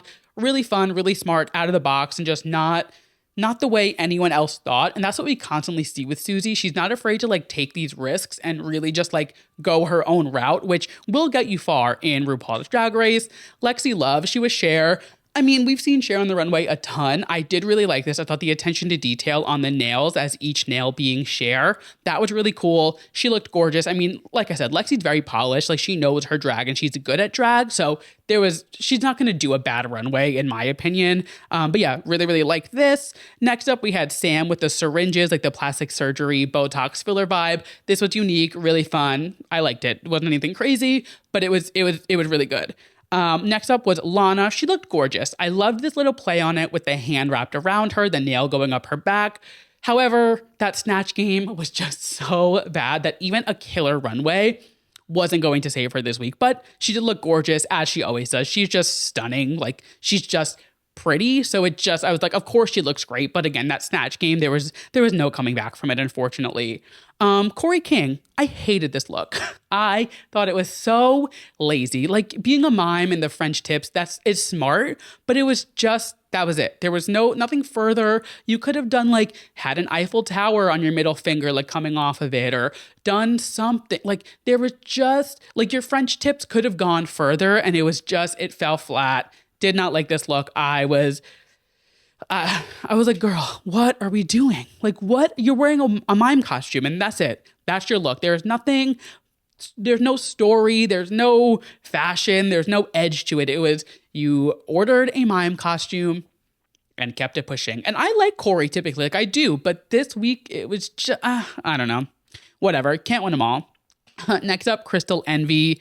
I didn't hate this look, but I didn't love it. It was fine. I thought it was creative to go like the werewolf route, but I thought it could have been a little more tidied up. And seeing her past runway looks being so perfect and so polished, I was shocked that it wasn't more buttoned up. But it was fine. It was what it was. Jules, really loved this look. Really, really cool. I thought the nails were fun. They were like kind of this like bionic vibe. She always has fun on the runway, I feel like. And I love this. I thought it was really, really well done. Lydia, this was camp. I loved this. Having the hands come over her face, having the really, really, really long nails. Like, it was fun. It told a story. It was true to Lydia's drag. Absolutely love this. Thought she knocked it out of the park with this runway. Ariete, she eats every single time on the runway. Like, she constantly is delivering high fashion on the runway every single time. I loved this look. I thought it was really, really cool and really well done.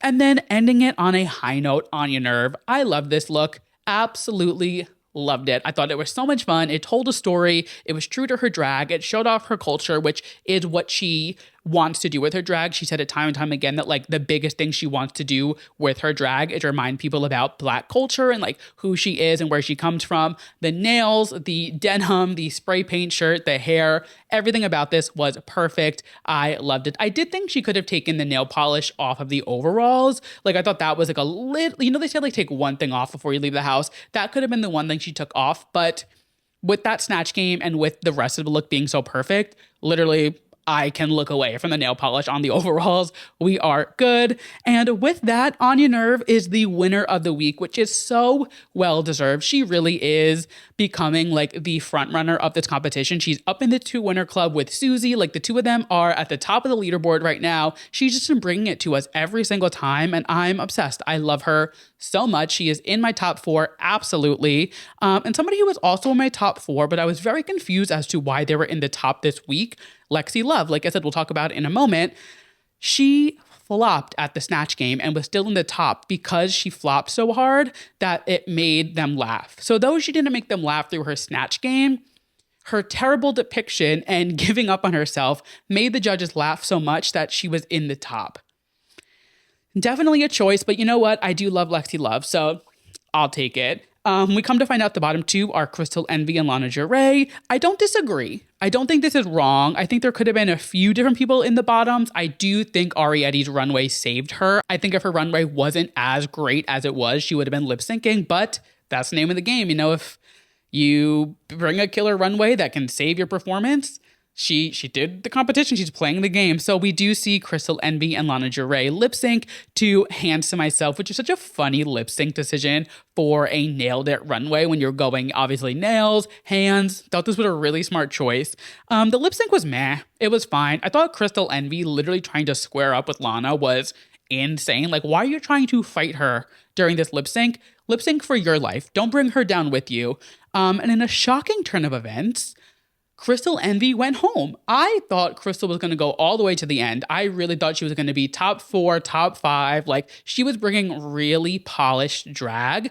And I mean, I thought Lana did do better than her in the lip sync. So in that sense, I understood it. But I was not expecting Crystal to go home as early as she did. But that's the name of the game. Crystal goes home. Lana Del Rey stays another week. And we are moving on to the next episode of Drag Race. We are getting down to it. I think we have, 11 or 10 queens left. So we're getting into the nitty gritty. I mean, the season usually ends in April. March is next week. We have like a month and a half left of this season, which is crazy to think about, where we're wrapping it on up. But that was Drag Race this week. For sake of time, I'm not going to do a full Traitors recap. I'm just going to do quick little snippets. Number one, thank God Boston Rob is gone. Could not be happier for that. I am very sad to see Sierra and Chriselle leaving. That broke my heart. But it's the name of the game.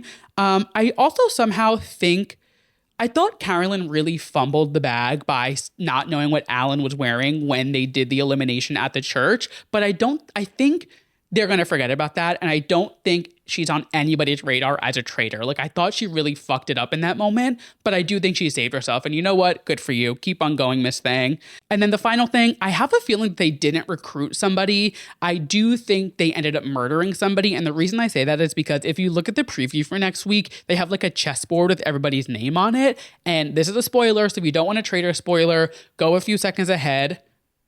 Okay, they should have skipped. Sam's name is not on the board. So I do have a feeling they murdered Sam and didn't choose to recruit somebody, which I do think is a dumb choice because I think the two of them do need somebody else in the turret with them. But whatever, they'll get a new traitor eventually. I'm sure like they'll probably end up bringing somebody in, or they'll force them to recruit somebody. Like, they won't be the option for murder because they do need to spice up that turret a little bit. But I don't think they recruited anybody just yet. And that is Traitors. Again, I'm not going to go into too much for sake of time. And I just have one thing to say about the White Lotus.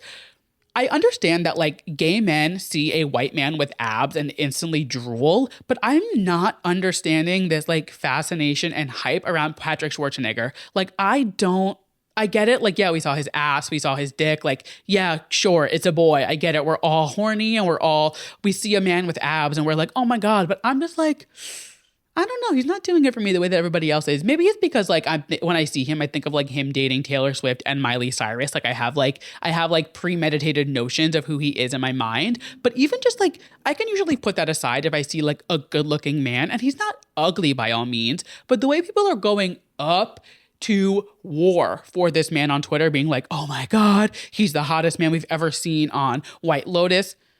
Like, are we not remembering Theo James, Will Sharp? Like, there have been much better looking men on the White Lotus. So I just don't get why everybody is going so crazy over this man. But you know what? Who am I to yuck somebody's yum?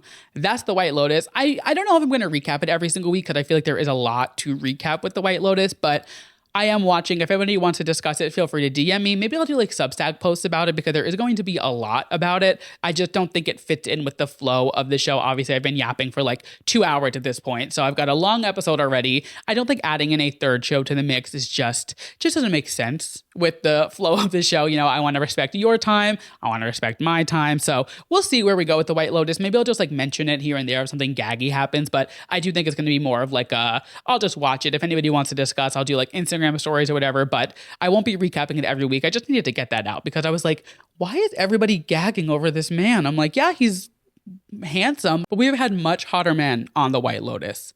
All of that being said, we have made it to the final segment of the show. It is time for my yes and my mess of the week. My yes being something I am loving and my mess being something I am not loving. And we always start on a high note here at Too Pop to Handle. So my yes this week is no other than Miss Issa Rae. If you did not see, she canceled her Kennedy Center show to protest Donald Trump's board takeover. So last week, Donald Trump pretty much gutted the entire Kennedy Center board of trustees and appointed his own supporters and himself as the head of the board, which is obviously just like so twisted. There was supposed to be like a gay men's choir performing there. They canceled that performance, and they're just clearly going in there and like uprooting everything the Kennedy Center stands for. And Issa Rae was like, you're not going to cancel my show. I'm pulling out. So she had a sold out show coming up. It was like a conversation with, I believe, with Issa Rae. And she posted on her Instagram story pretty much immediately when this happened and said, unfortunately, due to what I believe is an infringement on the values of the institution that has faithfully celebrated artists of all backgrounds through all mediums, I've decided to cancel my appearance at this venue. And this is the behavior I need from everybody these next 4 years. I don't want any of this like delayed response. I don't want to think about it. I don't want you to be like, well, I agree. No. If Donald Trump is coming into a space that you are directly like signed up to do something with, if he is affecting you in any way and you are still being like, well, no, Issa Rae did it right. I mean, when doesn't Issa Rae do it right? She does everything right in my eyes, but this, I was just could not get enough. I was clapping for her all the way from New York. I don't know where she was in the world, but I hope she heard my applause because this is the response that I want from everybody. Celebrities, regular people, influencers, politicians, everybody going forward for the next 4 years, because this is how you handle a piece of shit like Donald Trump invading a space where he is not welcome. Moving on, my mess for the week. My mess for the week is Mandy Moore. So if you did not see, Mandy Moore took to her Instagram stories to share a photo of an Amazon package getting delivered to what once was her parents' home in LA. Now, the house has since burned down, and I feel sympathy. I get it. I understand. I understand the sentiment of what she was doing. However, your parents placed the Amazon order, and whether it was like a schedule ahead, whatever it may be, like, you get an email when something ships on Amazon, or you get an email, even if it is a subscribed thing, you get an email like a week before saying, hey, this is going out in 5 days, just a reminder. And yes, they do have a lot of other things going on than worrying about their Amazon package. However, you are Mandy Moore's parents.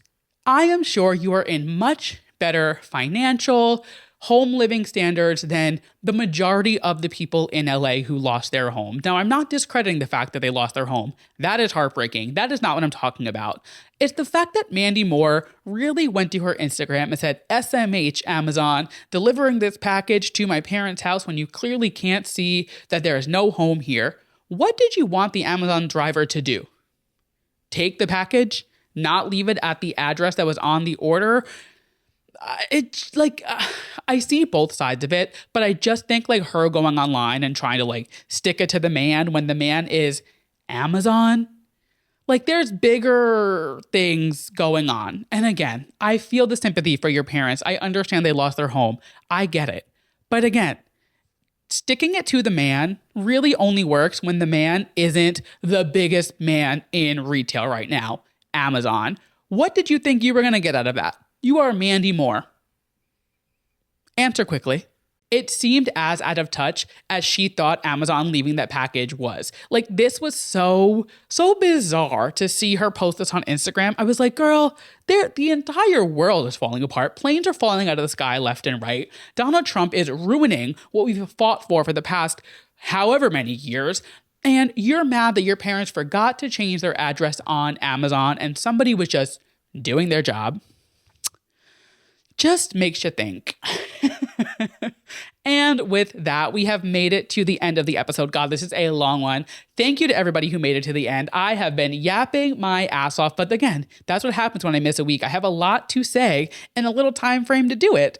But with that, thank you guys so much for listening to this week's episode of Too Pop to Handle. If you liked what you heard and you're watching us on YouTube, make sure you give us a big thumbs up, drop a comment down below, hit subscribe. You can even hit the little bell so you get notified every time I upload. If you are listening to us as a podcast on Apple Music, Spotify, Amazon, wherever you are listening, make sure you go ahead and leave us a 5-star rating. It really is the best way to help the show, and it just pushes me out to other people. People will discover me. Everybody will think that you guys love me, which I know you guys do. And it'll just, it just makes for success for all of us, because the more love I get, the more I can do the show, and it just, it makes the world go round.